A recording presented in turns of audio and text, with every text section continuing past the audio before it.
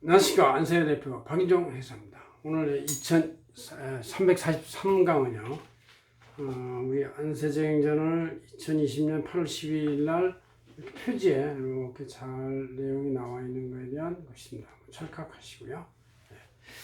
자, 내용은 올해 아주 열심히 정부에서 세법 개정안을 발표했는데 그 중에서 국민생활 영향 민감 연락 항목 이렇게 해서 이제 여러 가지가 있는데 다른 것들은 이제 절차적인 것이고 또 국민생활에서 직접 피부로 많은 사람이 와닿는 게 아닌데 이 10가지만은 우리가 정말 피부로 와닿고 또 실제 생활에 영향을 주는 것들이다 그런 얘기죠. 그래서 한번 10가지를 순서대로 말씀해 보겠습니다.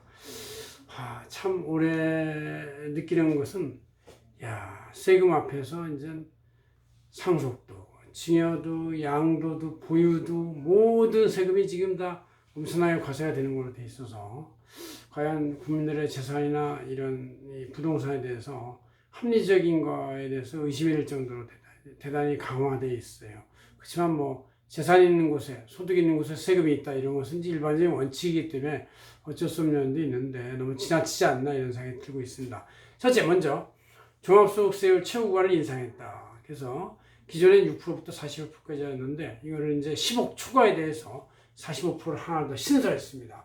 이 45%라는 얘기는 여기다 지방주민세까지 1.2% 하면 49.5%가 되는 것이고 거기다 건보료 6.5%까지 하면 56%쯤 되니까 이제 10억 이상 되는 분들은 뭐 월급 받는 거 있으면 그냥 56% 내지 60%를 내는 거예요. 그래서 초고득 소득자에 대해서 종합소득세율을 42%에서 45%를 한 3% 정도 올렸다. 이렇게 이제 볼 수 있는 것이고. 그 다음 두 번째로 종합부동산 세율을 이제 일부 10% 정도 인상했다. 기존의 구간이 0.5%부터 2.7% 구간이었는데 이것을 0.6%부터 3%로 해서 약 10여 %를 올렸다. 그런 얘기죠. 기본공제는 이제 원래 1세 주택인 9억을 해주고 또 6억 같은 거 해줬었는데 이것을 이제 그대로 이제 인정을 해주고 있다. 그래서 그걸 뺀 나머지 3억 원부터 다당해 주세를 적용하는 것을 10% 인상한 것이다. 그런 얘기죠. 세 번째는 이제 종부세 계산할 때 법인이 소유한 주택에는 과세를 강화했다. 왜냐하면 법인은 기본적으로 잠을 자는 것이 아니기 때문에 주택을 소유할 필요가 없어요. 그렇지만 이제 개인이 이렇게 집이 있는 데다가 또 하나 법인 만들어서 하면 이것이 결국 그 개인의 또 하나의 집이라고 봐가지고 이거를 이제 그냥 전에는 별도 인격으로 해서 또 하나의 인격으로 해서 법인도 이제 6억 공제 뭐 이런 걸 해줬었는데 이거는 이제 불가능한다 이렇게 된 것이고 공제율을 아예 없앴고 세율도 치고세율인 3%를 그냥 적용한다든가 조정지역에 있는 2주택의 경우는 아예 6%의 높은 세율을 적용하는 걸로 법인에 대한 종부세율을 과세를 아주 급격히 강화했기 때문에 이제 법인으로 주택을 소유한다는 것 자체는 이제 절대 불가능한 뭐 불가능한 건 아니지만 세금이 너무 많아가지고 그냥 토해내야 되는 그런 경우가 생긴다. 그래서 법인으로 그동안 투자했던 사람들이 지금 슬슬 토해내고 있는 중인 것 같습니다. 이렇게 굉장히 강화된 것이다. 그런 얘기고. 그 다음 이제 법인의 경우는 또 아까 말한 대로 그 과세도 강화했지만 그 6억 공제나 9억 공제 이런 것도 이제 아예 적용을 안 해준다 그랬죠. 네 번째로 주택 양도소득세에 대해서 초단기 보유에 대한 그 중과를 적용했는데 1년 미만의 보유에 대해서는 기존 40%에서 70% 올려버렸고 1년에서 2년 사이의 중단기 보유에 대해서는 이제 6%부터 40%의 기본세율을 다단계 적용하는 것을 60%의 단일 세율로 역시 높은 세율을 적용했다. 그런 얘기죠. 그 다음에 다섯 번째로 상장 공모용 주식 차익에 대해서 기존에는 이제 장래 거래 소액 주주를 비과세했는데 이제는 소액 주주라 할지라도 장래 거래를 할지라도 과세한다. 과세하되 5천만 원까지 공제율 소득 공제한다. 이런 얘기죠.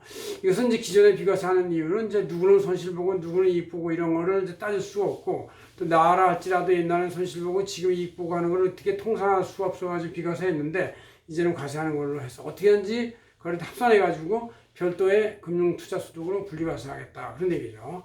그 다음 여섯 번째로 신용카드 소득공제에 대한 한도를 이제 기존에 200에서 300만 원까지 해서 230에서 330만 원까지를 상향했다 해서 소비 촉진을 하고 또 중소자업자를 활로를 열어주기 위해서 했다는 것이죠. 근데 이제 뭐 이걸 계산해 보면 신용카드 수급공제가 실제 혜택을 보는 것은 아주 미미할 정도로 작습니다. 많이 빼지고 한도가 걸리고 그러니까.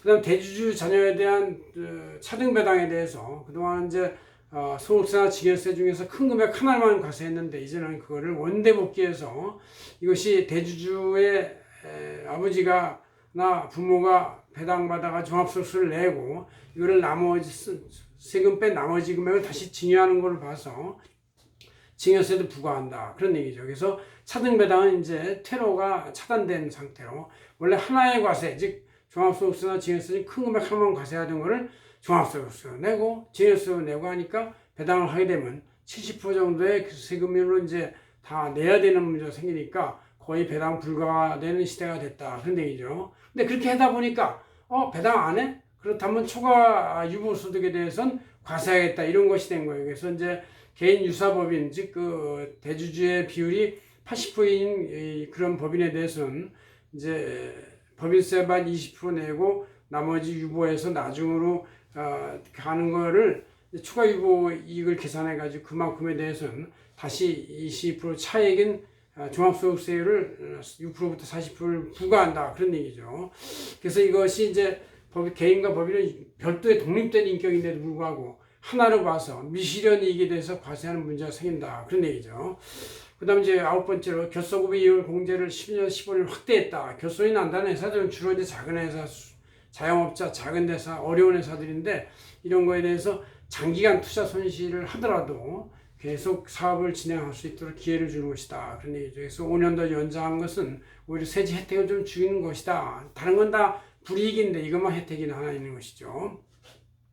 그 다음 간이가세자에서도 연 4,800만 원까지에 대해서 적용하던 것을 이거 한 15년 전쯤에 만들어진 규정인데 그동안 계속 손을 안 대고 있다가 연 8천만 원으로 올렸습니다. 이것도 역시 소규모 자영업자들에 대해서 간이가세의 범위를 확대해 줌으로 인해서 과세를 완화시켜서 그 소규모 자영업자의 이 과세의 절차를 이제 부드럽게 해주고 세금도 절세해주고 또 소비 진작을 통해서 이 소비자들한테도 부담을 적게 해주는 두 가지 생각을 갖고 있는 것이죠. 이것도 역시 과세 강화보다는 이제 과세 완화가 두 가지가 있다는 걸 알 수가 있습니다. 고맙습니다. 안세현 대표 방희종에서 습니다